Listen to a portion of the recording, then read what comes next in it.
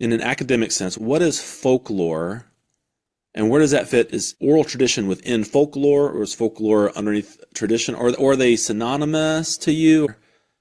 I think folklore is maybe a genre word. Probably there is a lot of oral traditional input that it's traditional literature. Need it be Mhm. oral? No. I could write a story like that myself now. But really when we talk about folklore, we mean a traditional style, and those are cross-cultural. People pictured a certain way, people doing a certain way. I mean, it's always going to be the unlikely hero, who succeeds Uh-huh. the younger son in Israelite material. There are trickster stories. There are stories that accrue to women you wonder maybe those were women's literature that they enjoyed sharing and telling and somehow got up in the Bible. In Hebrew scriptures, women are always going to be found by the well. Sons are always going to succeed. Some of these things are culturally bound, but some of them seem to be, again, almost universal.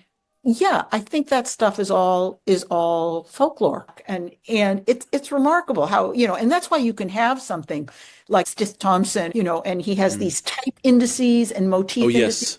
yes. Yes. And the reason these folks did it, it was called the Historic Geographic School. They really Mm. thought they could, if they got enough versions of something Right. that you and I would call like the Cinderella story, they could Uh-huh. tell where it started and how Track it it down to spread. It was, yeah, I've the never Ur been text. that. The Ur. But they're extremely useful Hmm. as kind of collections.